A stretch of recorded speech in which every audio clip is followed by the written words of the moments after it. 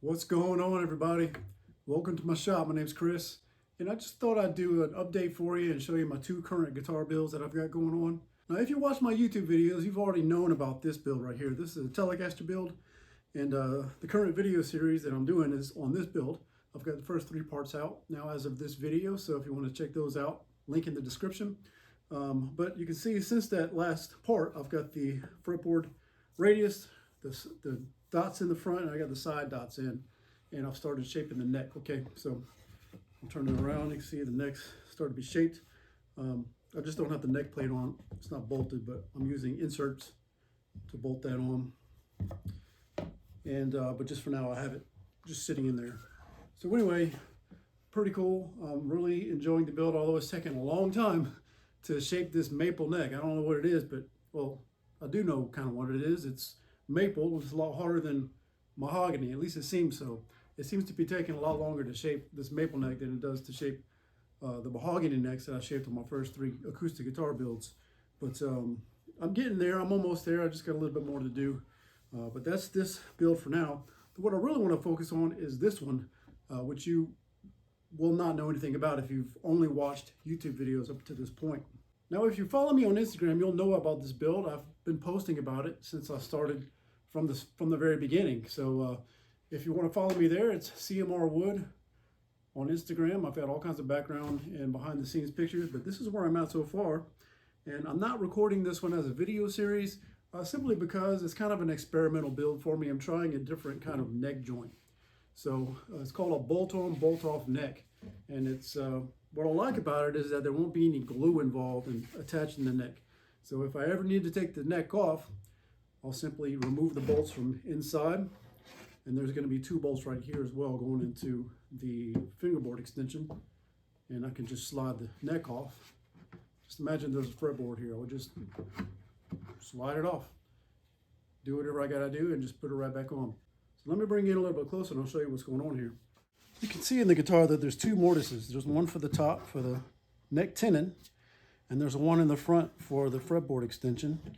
And here is the neck. You can see the two tenons, this one here and this one here. So I just glued this on earlier this week as of the recording of this video, and it's the tenon that goes right here. So what I like about this is I can put the neck on, put the tenon in, and just slide it right in there. And it's solid. Once that bolt's on, it's going to be super solid, and it helps to align the neck because I've got it set up centered, you know. So it's really nice. You can see the back. Next time I do this, I probably will not put the heel cap on yet because I have had to make some adjustments to the pitch and the yaw of the neck, and already having the heel cap on there just made it a little more difficult. So I had to make some minor adjustments this morning.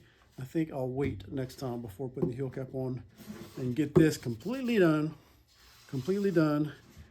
satisfied with all my neck angles, and then put the heel cap on. That's just something I'm thinking right now. But you can see, just slides off and slides back in. So the two bolts will be right here. It'll pull this tenon down into the body, and the bolts going up into the neck heel will pull the neck down. So it's just gonna be solid on there. And I really like that idea. I've seen a lot of people doing this on YouTube and Instagram, and I thought I'd give it a try. It's really cool. And you'll notice on this build, if you know my last guitar build, I used a resin rosette. This one is resin as well. It's a resin mixture. I used a pin making blank. I just cut it into little slivers and cut it into angles and made a circle out of it. I put a piece of ebony there, just I don't know, I just did it on my last guitar, so I tried it again. But the same piece I also put in the bottom for the end cap, or the end graft. Used the same material. It's a resin mixture. Like I said, I got them from Crosscut Creations. I'll have a link to his YouTube channel and website in the description below. But that's what I'm using. I like it. It looks pretty good. I'll go ahead and put some mineral spirits on so you can see what it looks like. Let me go ahead and rub that on there. Can you see that? It looks pretty good. And of course the end wedge as well. I don't know if you can see that. But I like it. Maybe it doesn't suit everybody's fancy. Next time I think I will do something different with the rosette and the sound hole. What I'm thinking is, and this is just based off inspiration from Instagram, I see a lot of people do a rosette where the inside edge of the rosette comes all the way to the edge of the sound hole, and then you bind the sound hole. I just think it looks really good, so I may try that next time. Now what I did different on this one, also with the bracing on the inside, instead of doing sound hole bracing where you have 3 pieces of wood, like one here, and one down here, I made a whole entire sound hole patch. So it completely covers the whole area around the sound hole. And it matches up straight up to the top of the X brace and the upper transverse bar up here. And it just, I glued it on first and then cut the sound hole out. So it's kind of like, got a little bit extra thickness around the sound hole, which to me I liked better than having to glue in 3 separate pieces of wood. It just took a little bit of time to fiddle with getting the exact shape lined up against the X brace and the upper transverse bar. But I like it. I'll probably do it on the next one as well, especially since I want to bind the sound hole. It seems like it'd be easier to bind a sound hole with a little more material right here, instead of having just, you know, the thickness of the soundboard top. Sounds pretty good. As far as the rest of the guitar, I'm using Bubinga back and sides. It's got like a reddish, purplish tint almost a little bit. And I'm using black walnut binding. And for purfling, I've got just a little black, white, black strip going around the edge and the top and the back.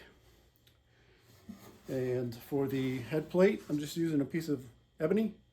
And I've got a black, white purfling scheme under there as well.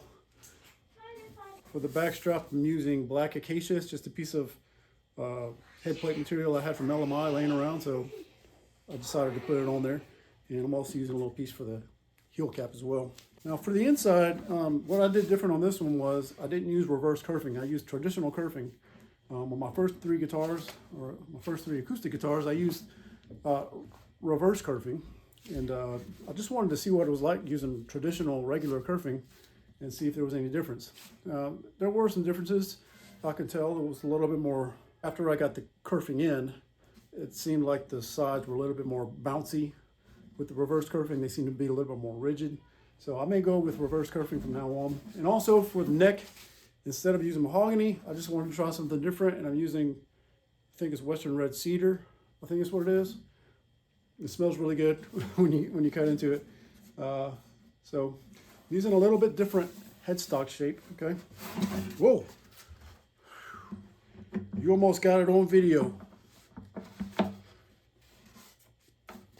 Back to the headstock. I'm using a little bit different headstock shape.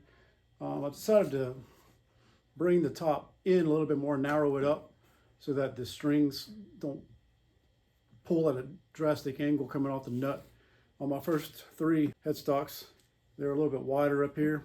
The strings come off the nut and come up at a harder angle and get real close to these tuning posts here. So I decided to narrow up the top a little bit. I used the basic same shape. I just drew it with the these points closer together. I kind of like the way it looks, actually. It looks pretty good. I may stick with it going forward. So of course I've got to finish the truss rod here. I've got to go all the way down here. And what else? Actually, that was it for that guitar. So let me move on to what I'm working on next. What I'm thinking about doing next. Could be the one after that, I'm not sure at this point yet. This is called London Plain wood. And I've never heard of it until I got it, okay? Now, look at the cool grain of this guitar. This is insane. I've got a set of sides in the humidity control room as well to go with this. This would be a back and side set. It's pretty cool looking. I've never heard of London Plain, like I said, but I got it from Daniel from, I may say this wrong, Dentremont Guitars, or it could be Dentremont. I'm not sure how he pronounces his last name, but he's here on Instagram. He's got a couple of different accounts I'll link to. He's got Dentremont Guitars, and he's got Dentremont Woodworking, where he's got a business with his dad, but they do tone wood. He does resin mixtures, knife handle blanks, stuff like that. If you're into that kind of thing, does inlay blanks. You can buy blanks to cut inlay out of and stuff like that. So anyway, he's got a lot of stuff If you want to contact him, you can reach him at his Instagram accounts, which I'll link in the description. Daniel, if you want to leave a comment, if there's a better way to contact you, you can leave a comment and I'll pin it to the top. Otherwise, pretty cool stuff here from Daniel. And the reason I said I'm not sure if I'm going to use this for the next guitar, the one after, because I want to build a jumbo. I made a whole mold for a jumbo guitar, and when I tried to bend sides for it, I cracked the sides, and I ended up switching and doing another OM. That's that guitar I just showed you, guitar number 4, that's an OM. And it'll be the 4th OM I've done, so I want to do something different. So I've got a jumbo mold that I've made. If you follow me on Instagram, you already know about that. It's based on a Gibson J something. It's a little small jumbo. It's not the big jumbo with like 18-inch lower bout. It's got a 16-inch lower bout compared to OM, which is like 15-inch. So it's just a little bit bigger on the lower bout with more of a rounded body. But I haven't even measured this to see if I can fit 16 inches across. I'll have to go ahead and joint, plane, and glue these panels together before I can see how much I can get out of it. I figured I'd go ahead and measure it for you. The total width right now before jointing is 17 inches, so I possibly will have enough to make a jumbo or get a jumbo size out of this. I really won't know until I get this jointed, because it looks like I'm going to have to take a good bit off the center of both sides. But I might have just enough to do it. There's the jumbo mold I was talking about. Still not been able to use it. But one of these days, hopefully soon, maybe even with this one, I'll get a jumbo going. I think what I'm going to do for the back, or sorry, for the soundboard, is this. This is a piece of Western red cedar. Again, this is just something I've never tried before. I'm still at the point in my guitar building career, or journey, I guess, where I'm just trying different things. I just want to see different things, try them and see what I like. I've never done a Western red cedar top. It may be a little more difficult to work with because it's probably softer and it'll be easier to dent. And denting a soundboard it's really easy to do. I found working on my first 3 guitars. But I got this from Allied Lutherie. They were having a sale, 10% off and free shipping. So I couldn't pass it up. I had to go ahead and get something from them. So anyway, Western red cedar. I also don't want to forget, I do have a flat top mandolin mold that I made here. So I got to work on that too one of these days. I got a Babinga, not Babinga, I've got a Sapele back and sides for this thing. And one of these days I'll get to it. That's pretty much it for now. I just want to do a quick update, show you what I'm working on, what I got planned. Something else I want to do is build a bass guitar, an electric guitar, even an acoustic as well. I would like to do that one day, but an electric guitar will probably come first. My personal bass guitar is an Ernie Ball Music Man Stingray, which I bought back in 1998. I've had it for quite a few years now, but I love the way it's shaped.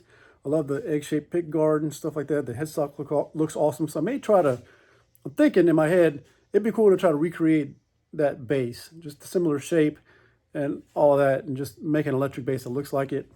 I don't know, just something I'm thinking of doing. I want to build more electrics. I want to do a set neck electric guitar instead of just a bolt-on. There's various different things I want to try going forward. So just, if you want to keep up with all that stuff, subscribe to me here on YouTube. I appreciate it. And that's going to wrap it up for today, I think. Just a quick update. I'll see you next time. Bye.